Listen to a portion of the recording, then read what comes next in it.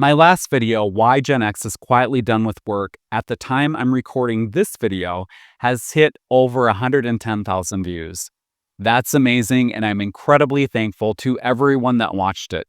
In addition to the views, I was amazed by the comments and what people were sharing. In particular, over and over again, I kept seeing these themes. I'm done with corporate America. I'm completely burned out. I'm counting the days until I can leave. And when thousands of people who don't know each other start describing basically the same experience, I don't think we're just talking about a few bad bosses or bad jobs anymore. I think we're talking about something much bigger. So I started thinking about what's actually behind all of this, and I came up with 8 things that I think are pushing Gen X toward burnout. Some are obvious, but a few surprised me. And now that I'm retired and looking back at working life from the outside, I see some of them very differently. And just like in my last video, if you're part of Generation Jones, a lot of what I'm talking about here applies to you too. I'm going to use Gen X for simplicity in this video, but I know many of you are feeling exactly the same things. Because since I retired at 55 almost 2 years ago, and now I'm 57, I'm looking back at working life from the outside, and based upon what I was seeing in the comments, I've started wondering, have we accepted some things about work as normal that really aren't normal at all? And could that be a big part of why so many of us are burned out? Maybe you're not the problem. One thing really struck me reading the comments on that last video. These weren't mostly people saying, I hate working. Quite the opposite. A lot of these people have been working for 30 or more years. They've built careers, raised families, paid mortgages, saved for retirement. They've done pretty much everything we were told we were supposed to do. Show up, work hard, be dependable, build your career, keep going. So I have a really hard time believing that millions of people somehow suddenly lose their work ethic. Maybe that's not what's happening at all. Maybe after decades of working, we're finally questioning some assumptions we never really questioned before. Because Americans have a pretty unusual relationship with work. Think about something as simple as meeting somebody for the first time. One of the first questions we ask is, what do you do? And what do we mean when we ask that? We mean, what's your job? Not what do you enjoy doing, not what's important to you, not what are you interested in. What's your job? That's what we ask. Think about that. Work doesn't just provide our income. For a lot of our lives, it becomes part of our identity. And many of us grew up accepting that work should get the best hours of the day and the majority of our week. And then we fit the rest of our life around it. Family, exercise, friends, travel, hobbies, rest. Life just gets whatever is left. I did this too. But having some distance from that world now makes me look back and wonder, why did that arrangement seem so completely normal? And the easiest way to see that something might not be normal is to look at how other people do it. Because once I started doing that, something became pretty obvious. America really does work differently. Let's start with something incredibly basic: vacation.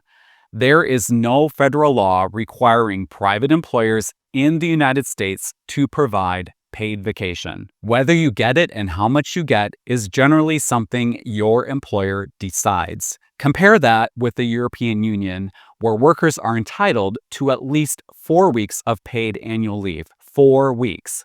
And that's the minimum. And many countries provide more. Meanwhile, according to the Bureau of Labor Statistics, among private industry workers with paid vacation plans, the average after 1 year of service is about 11 days. That's a pretty striking difference. And holidays tell an interesting story too.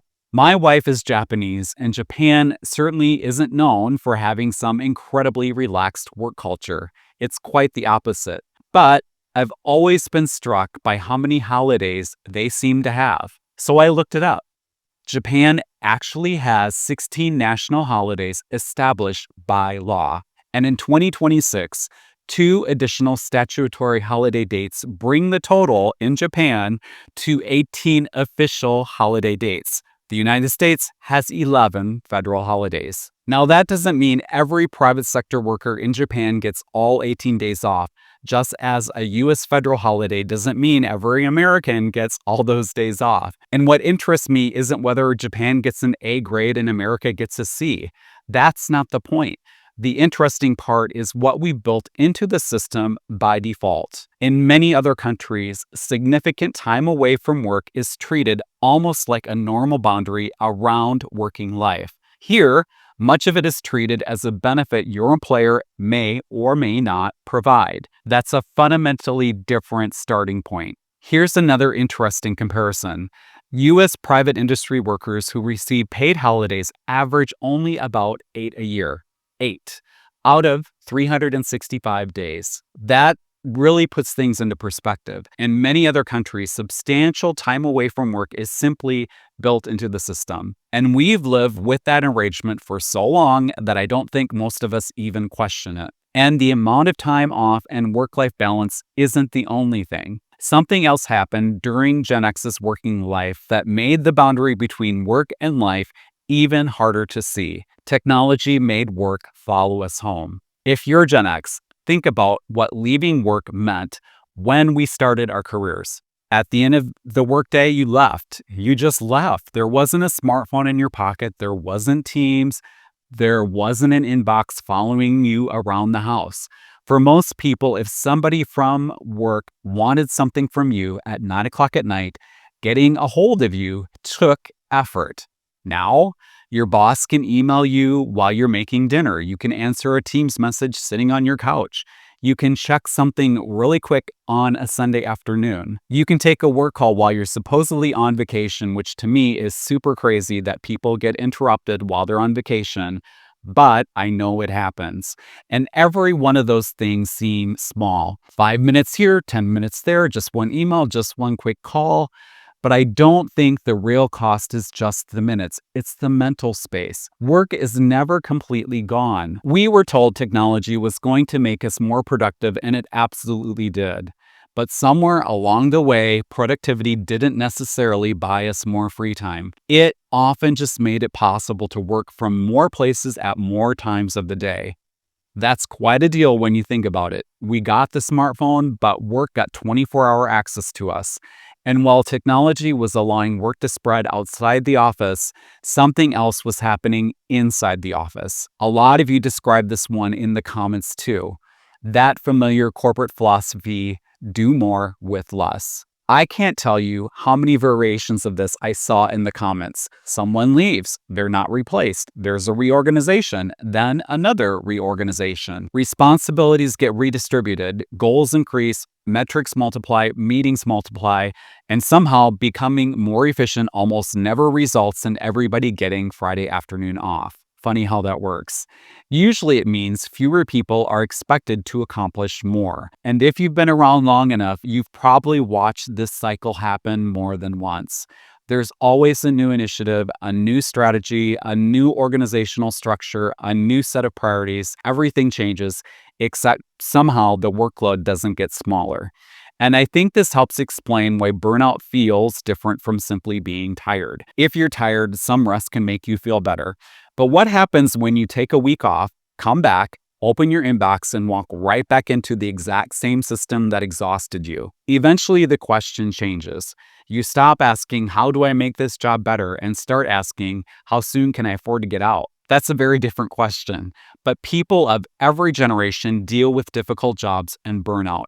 So why did this particular subject seem to hit such a nerve with Gen X? I think there's something about where we are in life right now that makes us experience all of this differently. Gen X may be at a breaking point. I think several things are colliding for us at once. First, we've been working long enough to remember a different workplace. We remember work before email followed you everywhere. We remember leaving the office and actually being unreachable. Second, a lot of us have been doing this for 30 years or more. Now, that's a long time. And third, we're reaching an age where time starts feeling different. I don't mean that in some depressing way. I mean that it becomes more valuable because you understand that it isn't unlimited. At 30, another 5 years doesn't sound like much. At 55, it's a completely different story, and you start doing a different kind of math. Not financial math, life math. How many healthy years do I probably have? How many more summers? How many trips? How much time with my spouse, my kids, my friends? How many more years do I want to arrange most of my waking life around somebody else's schedule? I think that's underneath a lot of these comments.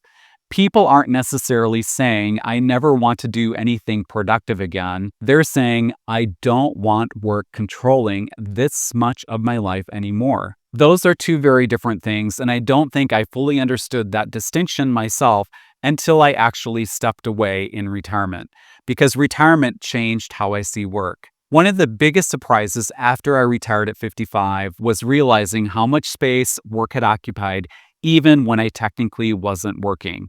It's thinking about Monday on Sunday night, having those dreadful Sunday night blues, which I definitely had.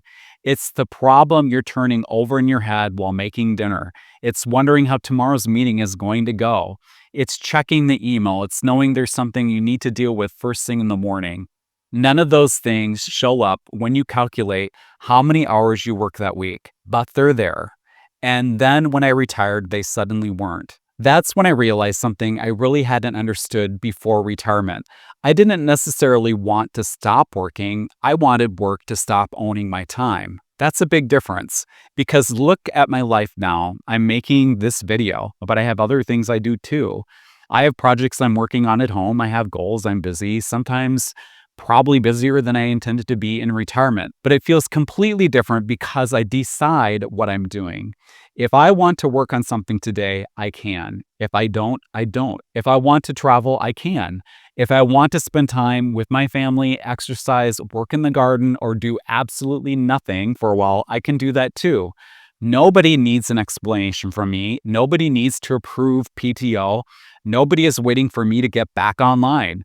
That's the part of retirement I think we underestimate when we're planning for it. We're usually thinking about what we're retiring from: the job, the commute, the meetings, the stress. But what you're really buying with financial independence is something much bigger. It's control of your time. And once I understood that, it changed something else for me. It changed how I think about retirement planning. Now, we spend an enormous amount of time planning the financial side of retirement. What's my number? Where I can finally step away? What's my withdrawal rate? When should I take Social Security? How much should I have in my 401k? How am I going to pay for health insurance? And don't get me wrong, those are all very, very important questions. I spent years thinking about that too. They are an essential part of planning well for retirement. But living in retirement has made me realize what all those numbers are actually buying. They're buying time and choice. A retirement calculator can tell you whether the numbers may work. What it can't tell you is what another year of your life is worth to you. And I think that's a question more of us should ask. I'm obviously not saying that if you're burned out, you should walk into work tomorrow, quit, and hope everything works out. That's a terrible retirement plan. Money matters, health insurance matters, having enough margin matters. But I also don't think the answer should automatically be, well, one more year can't hurt, because one more year has a cost too. Maybe there's another bonus, maybe another vesting date, another market concern, another project you want to finish, another reason to wait. But there's always a reason to wait. And eventually, I think we have to weigh two different kinds of risk. There's a financial risk of leaving too early, but there's also the life risk of staying too long. That second risk is much harder to put into a spreadsheet, which may be exactly why we don't talk about it enough. And that brings me back to all those comments on my last video, because the more I read them, the more I wondered whether the entire conversation around Gen X and work is starting with the wrong assumption.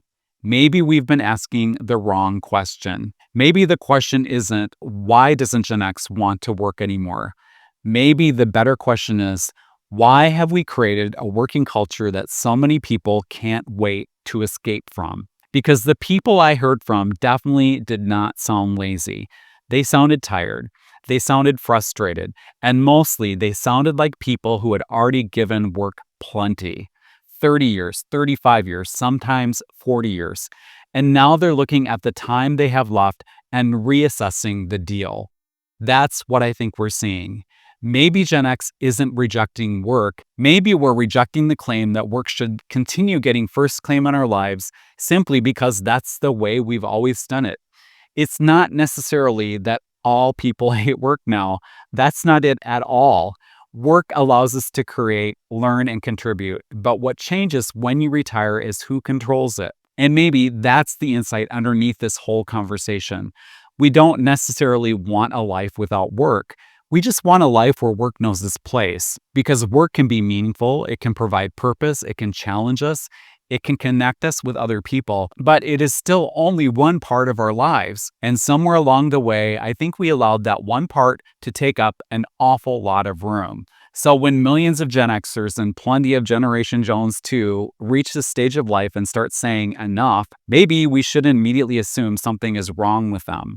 Maybe they're finally seeing the trade-off clearly. And maybe what seems like burnout from the outside is sometimes something else. It's perspective. I'd love to hear what you think about this because your comments are what got me thinking about all of this in the first place. If you're burned out with work or corporate America, what specifically pushed you to that point? Was it the hours, the constant availability, the corporate culture, doing more with less? Or did you simply reach an age where your time started meaning more to you? Let me know. I'd love to hear from you. I do read the comments, although I may not be able to respond to many of them. And if you haven't seen my video, Why Gen X is Quietly Done with Work, I'll put that video on the end screen and link it in the description. Because this conversation isn't quite finished yet. In my next video, I want to look at the other side of this. What actually happens when you finally leave the rat race? Because getting out is one thing, figuring out what comes next is another. And before I go, if you'd like to continue conversations like this beyond YouTube, I'd love to have you join me on Patreon. You can join for free and get access to some of my free retirement planning tools, including my cash runway worksheet, CD and treasury ladder guides, and my ACA Magi estimator. And if you'd like to become a paid roadmap member, it's just $5 a month. And it gives you access to our private member community discussion, which is a smaller, thoughtful, and respectful space where people who are retired or preparing for retirement can ask questions, share experiences, and learn from each other. And I'll be participating in those conversations too. You can check it out by clicking the Patreon link in the description below or by using the QR code that's on your screen right now. Most importantly though, thank you for watching. Watching these videos is already one of the best ways you can support what I'm doing here. And thank you especially for sharing your own stories and experiences in the comments. Those conversations are literally what inspired this video. Lastly, go to mikeupland.com for all of my media. Thank you so much for watching, and until next time, take care and make the most of today.